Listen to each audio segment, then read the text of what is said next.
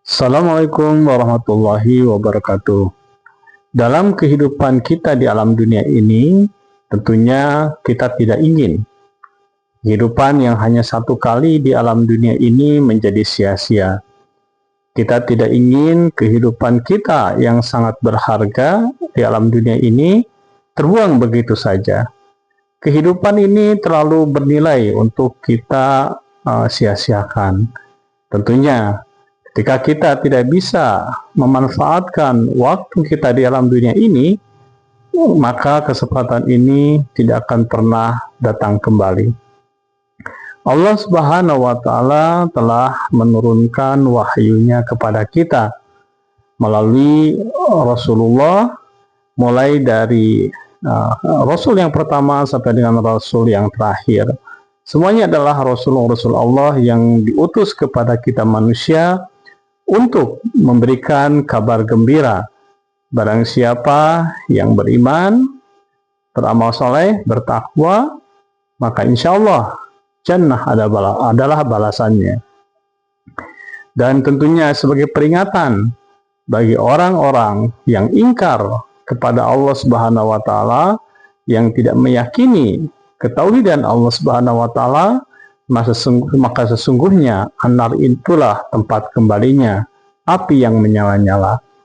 Allah Subhanahu wa Ta'ala menurunkan Al-Quran kepada kita umat manusia melalui Nabi Muhammad Sallallahu Alaihi Wasallam, Nabi yang ummi dan penutup dari para Nabi dan Rasul. Al-Quran ini merupakan kitab yang tidak ada keraguan padanya. Sampai saat ini, tidak ada seorang pun di muka bumi yang mampu untuk menandingi Al-Quranul Karim. Al-Quran telah menantang umat manusia untuk membuat yang semisal dengan Al-Quran ini. Walaupun hanya satu ayat, dengan susunan yang begitu indah, redaksional yang begitu indah, tata bahasa yang begitu indah, tidak ada satu orang pun saat ini yang mampu untuk menyamai ayat-ayat suci Al-Quran. Al-Quran merupakan mukjizat Nabi Muhammad SAW yang terbesar, yang abadi, ya, sepanjang alam dunia ini ada tentunya. Dan tentunya mukjizat ini menjadi katakanlah tanda-tanda yang tidak bisa diabaikan, tanda-tanda yang tidak bisa kita mengindahkannya. Karena ini merupakan suatu kenyataan bahwa tidak ada seorang pun yang mampu membuat semisal Al-Quran.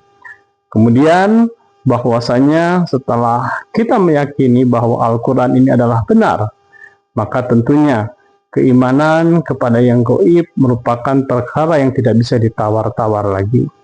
Surga adalah gaib, ya. Kemudian neraka adalah sesuatu yang gaib. Allah Subhanahu wa Ta'ala adalah maha gaib.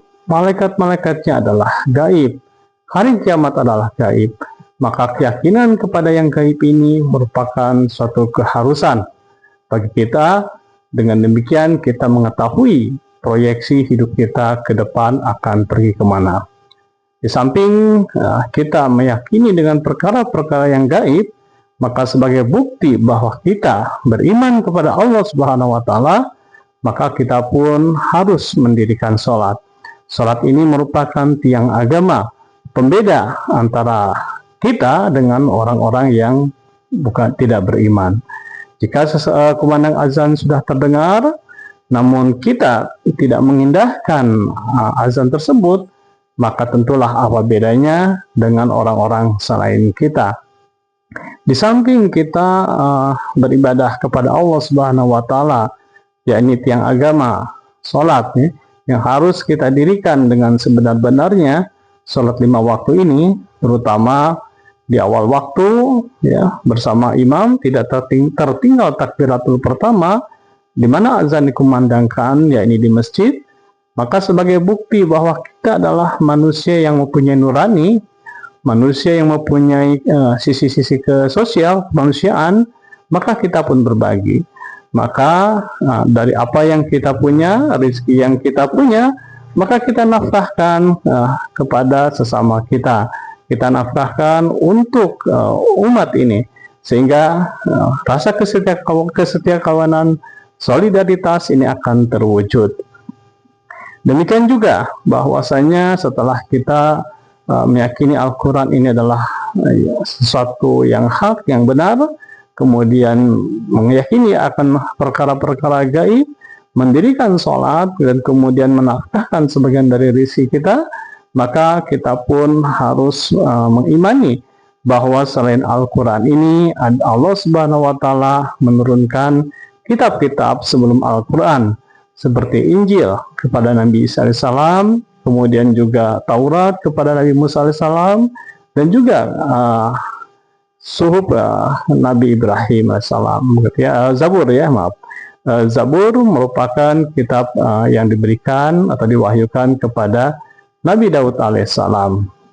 Ini harus kita imani di samping suhuf-suhuf yang lainnya tentunya. Dan sesungguhnya kitab-kitab ini merupakan wahyu dari ilahi yang esensinya mengajarkan hal yang sama, yaitu ketauhidan kepada Allah Subhanahu wa Ta'ala. Tidak ada satu kitab pun bahwa Allah Subhanahu wa Ta'ala itu adalah tidak esa. Semuanya berbicara yang sama. Semuanya berbicara tentang surga dan neraka. Dan agama Islam ini merupakan agama yang satu.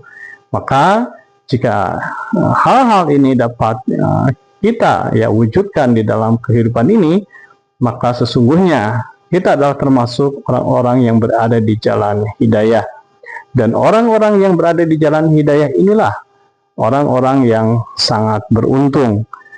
Ketika kita ingin mendapatkan keberuntungan, maka kita harus mengimplementasikan, mewujudkan apa yang terus surat di dalam Al-Quran, khususnya surat Al-Baqarah di ayat-ayat awal.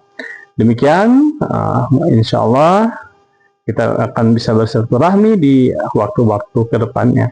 Subhanakallahumma bihamdika, asyhadu an la ilaha illa anta, astaghfiruka wa atubu ilaik.